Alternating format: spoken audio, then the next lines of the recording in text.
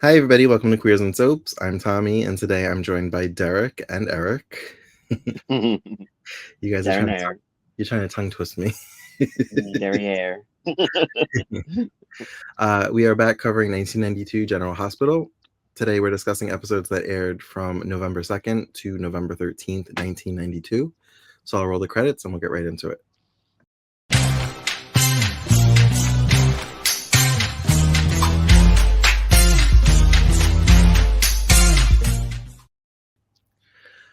Okay, so let's talk about the wedding.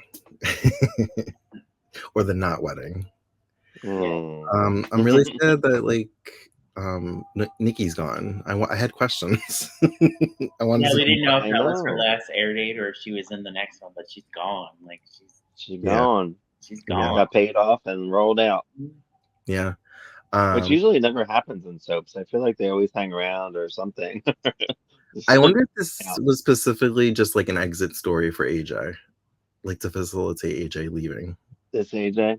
Mm-hmm. Yeah, because I don't know how much longer he has on the show. He might be on the show for another month. We don't know, but Yeah. I'm guessing he's gonna spiral and then just go to rehab and then come back as the other AJ. But I'm not positive. I don't know how. yeah, Sean I Kanan. didn't even know about this AJ. What's that?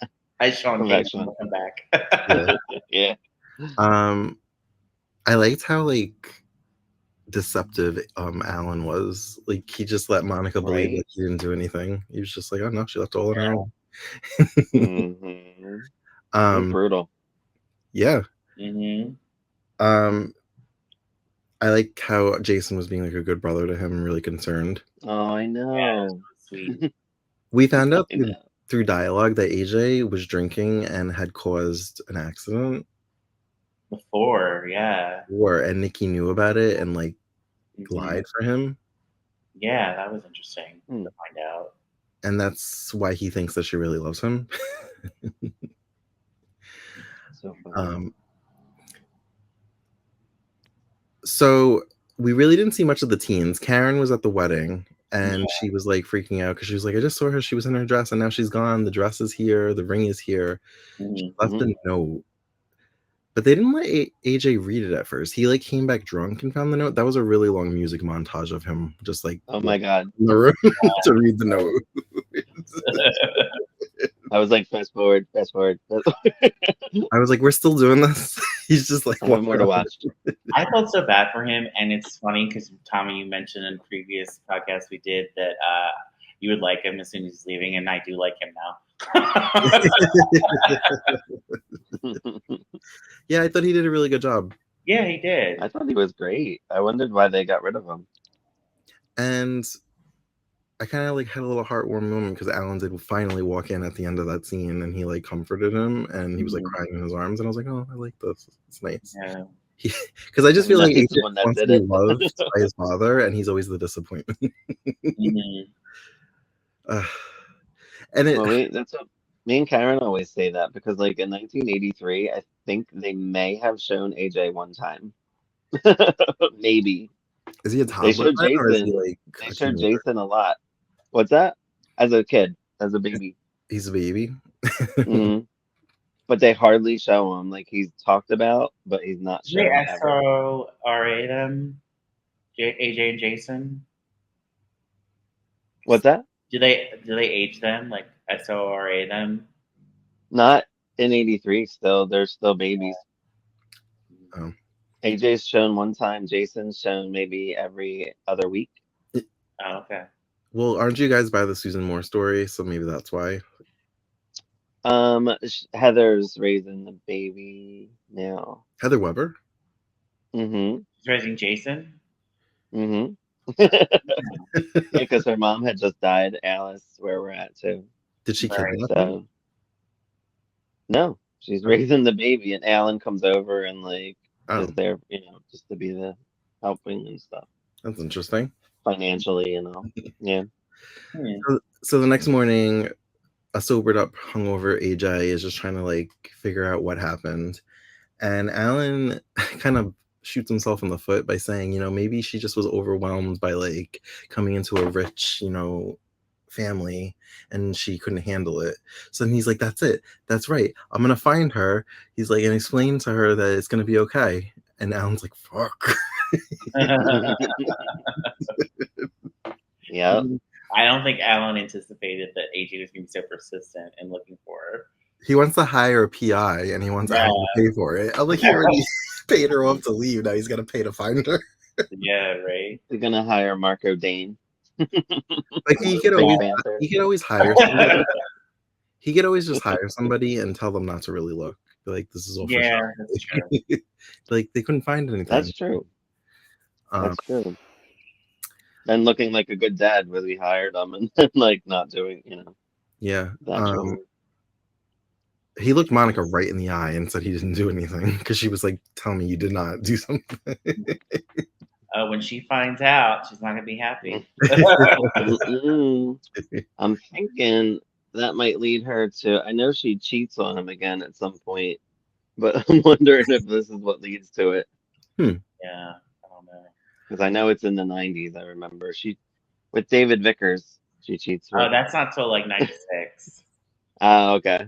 Yeah. But maybe this is like the start of it. Because it is a slow burning story. Like the actual character David Vickers? No, the actor. The actor? Okay. Yeah. I think it was a different actor. I think it was a different actor first, and then it changed to David Vickers. Yeah. Oh, okay. Yeah. I think his name was Pierce something. Yeah. I vaguely remember. Mm-hmm. Okay. Yeah. So that's pretty much it with the wedding. He's just on a mission to find Nikki. But we'll never find her. I love Edward's line where he said, "This is the best stroke of luck in this family since my father canceled his passage on the Titanic." Yes. That was great. And obviously they still have the party, but now for the Quartermains it was a celebration that Nikki was this guy, David Lewis, he's hilarious. I really like him. I know, I love him. He's great. So I guess Holly and Bill made love for the first time. Yeah. There was a whole love scene. And I knew that eventually that bed was going to close on them. Yeah. You don't have a bed. It's such a TV show. You don't have a bed like that and not have it close on somebody. And I thought it was before they had to get an AIDS test before they right. I was like, what? That's what I was gonna say. Yeah, I'm like, oh, we're learning. I did roll my eyes. I mean, I know they were trying to promote safe sex, and it was because AIDS was still fairly new at the time. But it just felt like such a thing that all TV shows did when it came to safe sex and AIDS. Like, we have to before we do anything, we have to get tested. Yeah, right. A little heavy-handed. Responsible, but heavy-handed. It's funny but they're adults, so I would expect that more with like Brenda or Jason. Right. Those characters. But like the older characters. I guess it just goes to show, like, because it doesn't discriminate against age. So to show that everybody should be responsible. Mm-hmm. Good job, GH. 1992. Yeah, it was good. And this is where Bill notices that his painting that he gave Holly is off. Mm-hmm. And he thinks it might be like a forged painting. So he has like I don't know what they're called, an appraiser or something, come in to like see if it is, and sure enough, it's fake. Mm-hmm. So Bobby, so we get a video, Will, of what's her name? Cheryl. Tiffany's sister that died. So the video, Will. So Derek had texted me. He's like, text me when you're done watching this episode, because I'm like, I was like, I know Lucy's coming in the next episode. So this totally made me forget about Lucy, because I was so shocked that Cheryl decided that Bobby and Tony would be the better parents to raise Lucas. Yeah, I was surprised too. And the actress that plays Tiffany was acting, like, her tears and shock. I was just like blown away by her acting. Great job. Like, she was amazing.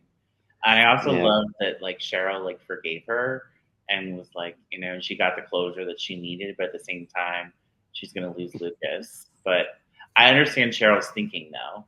Yeah. Bobby, was like, as they were building up to actually what she was saying, you could see she was like, is she really saying what I think she's about to say? And you could tell she was like shocked, but also like trying to fight back a smile. Like, about it. Oh yeah. It was great. So I was like really so good shocked by that moment that I totally forgot about Lucy. Yeah. And I thought that's why you texted me. It was because of this video. Well, initially, when at the end when they saw the art dealer, I thought like she was gonna go meet Lucy, and I was like waiting for it, and then I'm like, what? It just happens, and that's when I text you. When that wig came off, I was like, what? Yeah. I was like, maybe this is what he meant. Yes. It's funny, I kind of suspected it, but I was like, I don't think she would, like, why would she do that? And then, because I didn't really know Lucy as like a con artist or whatever she is. But it makes Like when sense because she would know who has what paintings because she, lived there, and she had time to have them, what to replicate it basically. Yeah. But we got like nothing else out of the story either because it was just like that she was unveiled and she never resurfaced.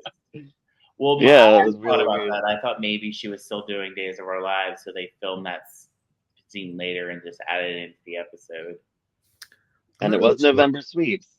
Yeah. Remember? So they had the first Friday of November Sweeps. Yeah. Yep. Yeah, completely shocked. And I'm like, wait. So now I'm like, I want to go back because I'm like, was it her the whole time or was it a different actress? And then they just did the definitely different actress. Okay. Yeah. Yeah, it was a different actress. For sure. It was. Who else did that? There's so many characters that did that on GH. Like Faison did that. Like some. The old Stefano. Right. So Felicia. I know. I was kind of over this story. Me too. And I was like, is it over yet? What's going on? Like, if they're still in this cabin, I was getting really annoyed with it.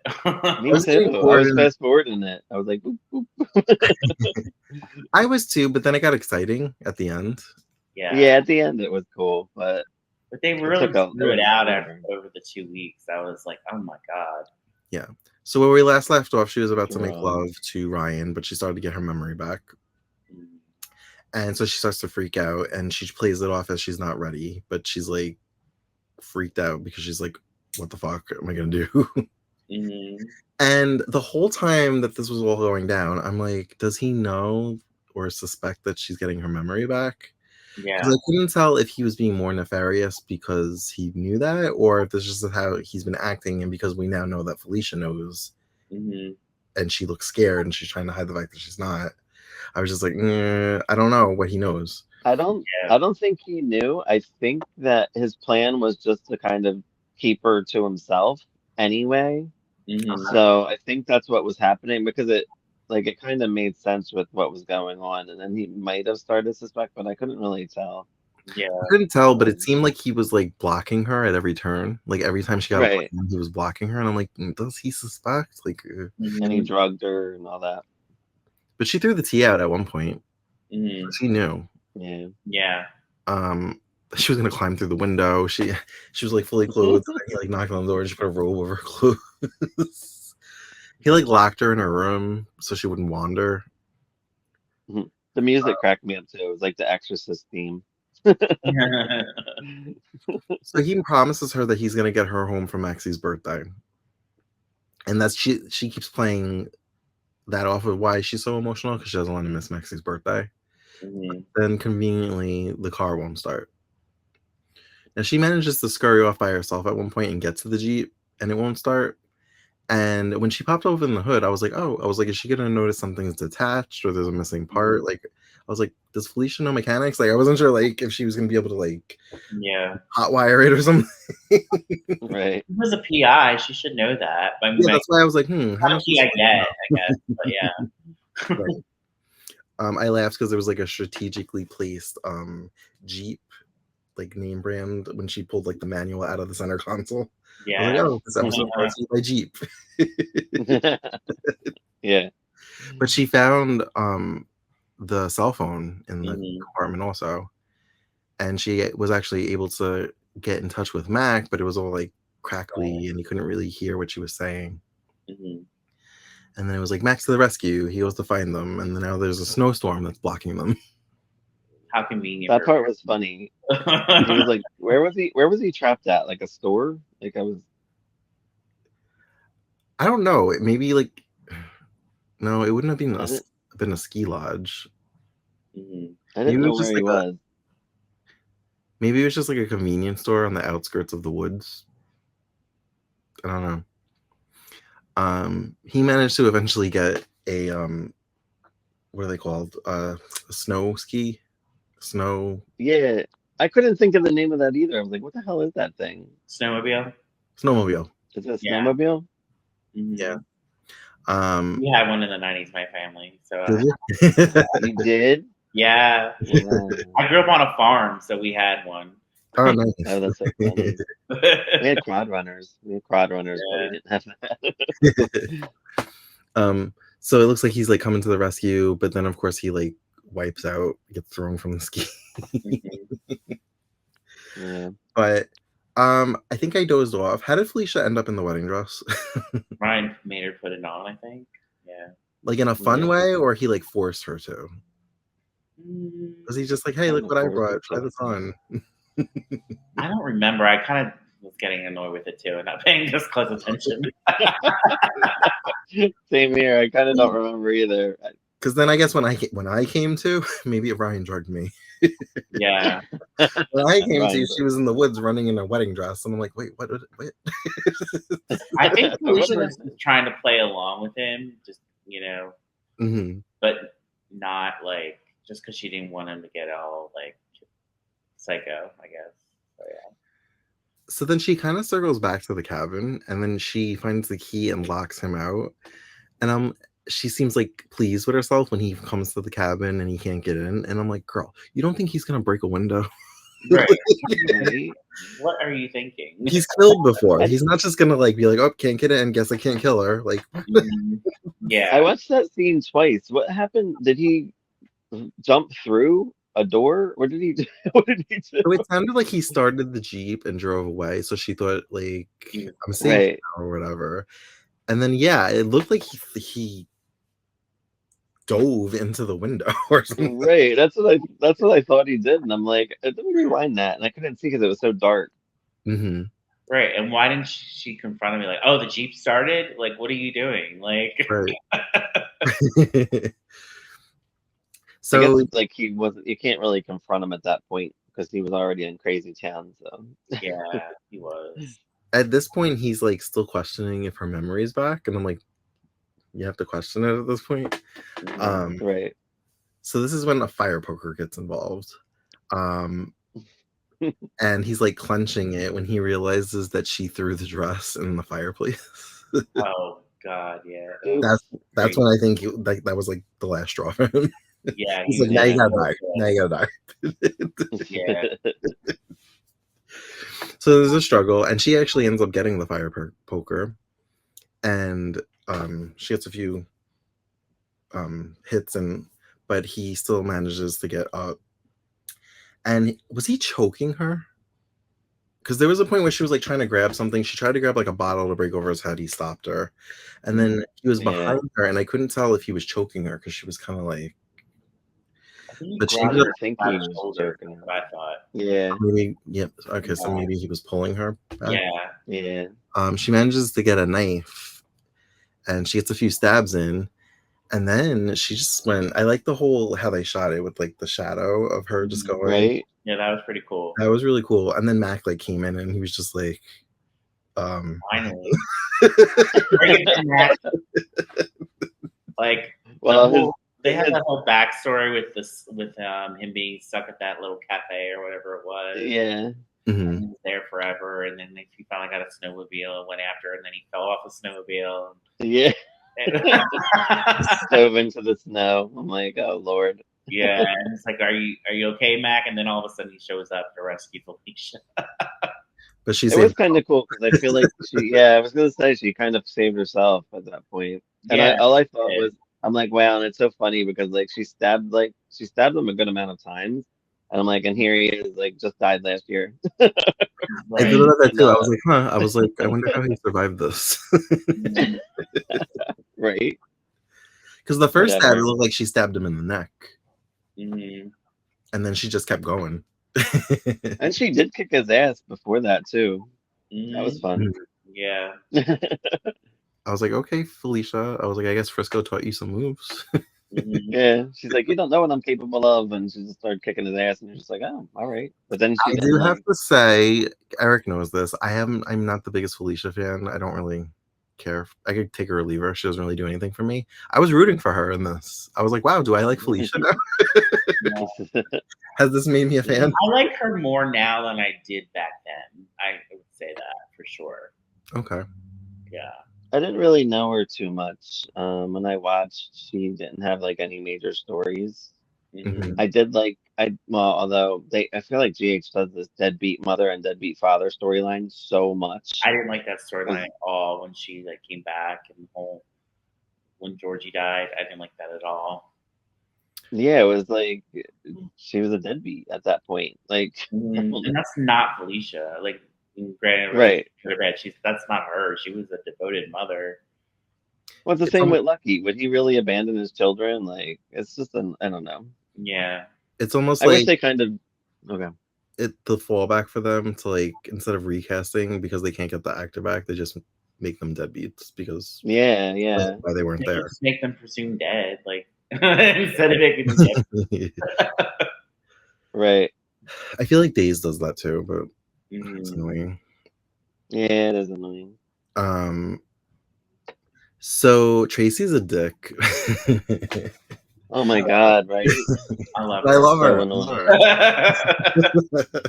I like her at times, but she's just like up Jenny's ass, and it's just like almost to a degree, like, girl, get a life, like, stop, like. So she sets up a dinner with the senator and his family, and Jenny's there with Ned, and she's just like watching Jenny squirm. And Ned later on says that he noticed Jenny checking out like the sun or whatever. And she's like, oh, she's like, yeah, we knew each other when we were younger. She's like, I may have had a crush on him or whatever. She just plays it off. Based off of how it ended, I'm starting to wonder if it's the senator himself that got her pregnant. I believe it is. I think you're right. That's exactly what I thought. I was like, this is either because so she gets a note to meet up with somebody, and Marco's like tailing her. He like planted a wire somewhere so he could listen to everything she says. Oh my god, But then when she gets in the limo, we don't see who she's in the limo with. He can't hear anything. It's almost like the limo has like some kind of thing to cut off any kind of like interception. Right. Yeah. I love how drunk Paul got, mostly because we got to see him shirtless. Yeah, that was incredible. He's so hot. He's hot.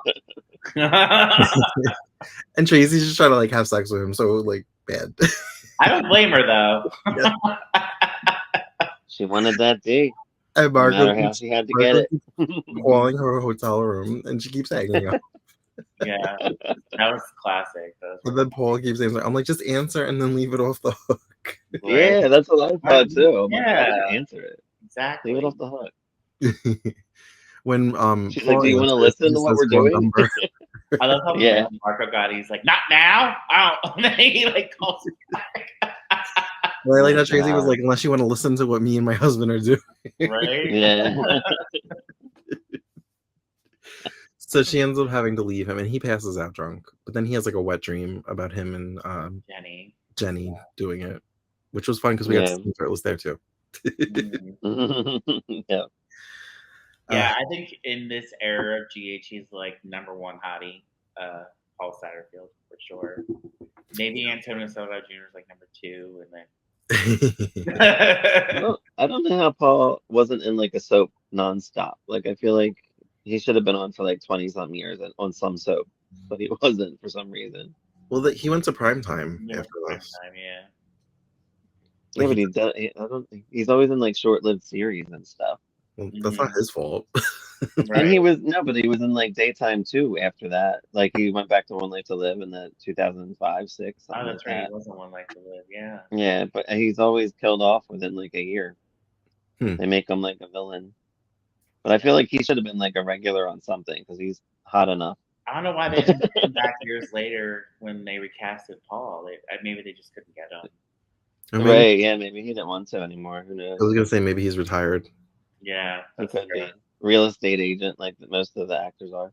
Tracy comes down and her and Margot. I just need them to have sex. I need them to have sex and then her to be disgusted. I can see that for sure. They see Jenny and the senator get out, and I'm like, this is either gonna go that he's the father of the baby, or he knew about it and paid the family off to be quiet about it. Not really sure which way it's gonna go. Yeah. But so that's how that ended. Did you recognize the senator? He looked familiar. I know who he is. Who is he? He is from the season 1 episode of 90210, the guy that came between Jim and Cindy. The guy that Cindy almost had the affair with. Yes. Nice. Yep. I was like, he's from a primetime soap. I know that. I knew who he was as soon as I saw him. I was really into the Bobby and Tiffany stuff. Like Bobby was trying to she's like, we've been friends for years. We should be able to work this out. And she goes over and Tiffany's kind of in denial. I feel like she doesn't want to think about that it's really going to happen. She's just like, oh, what should I do his room as? What should I pick? And Bobby's what like, kind of nanny should I get? Yeah, what kind of nanny? That was my whole thing with Tiffany. Like I need her to be like, all right, this is happening. But she's so far in denial. And I think Sean and Tony are very reasonable, and when they talk, and they're like, yeah, Sean knows it has to happen, and Tony agrees. And I love when Tony quoted King Solomon. He was like, yeah, we have King Solomon on our hands. Oh my god. I like when he's like, do you want to move in together? Yeah, he's like, not really. That would please everybody. So that'll probably amp up maybe the end of the month. Maybe we'll be working up to the trial, or maybe that'll be February sweeps. I think the trial's in February. I remember kind of, yeah. Okay. Yeah, and then I wonder, is Ryan just wounded? I guess he's just wounded, but I wonder if he actually died back then. No, he survives. Does he survive that? Or he's presumed dead for a while and comes back, maybe. I'm not sure. That's what I was thinking, because I know Kevin. He's working at the hospital in 1993, so I don't know. He's working? Ryan is? Yes, he was working, yeah. Really? They're trying to prove that he was a serial killer, because Sean and the Mac and everybody were trying to get him convicted. Wow. Yeah. That could be kind of fun, because they did. I mean, he really didn't he didn't really try to kill her. He just poisoned her a couple times. But he killed his wife in Texas, so I think that's right. But I guess they got to try to prove that, which makes sense. I feel like he kills a couple more people. Oh, nice! I like 93. So that sounds more interesting than these last 2 weeks. Yeah, it's gonna get yeah, the cabin stuff went on too long. It went on so long. We switched seasons. Now it's snowing. It's winter. They went in the fall, and now it's winter.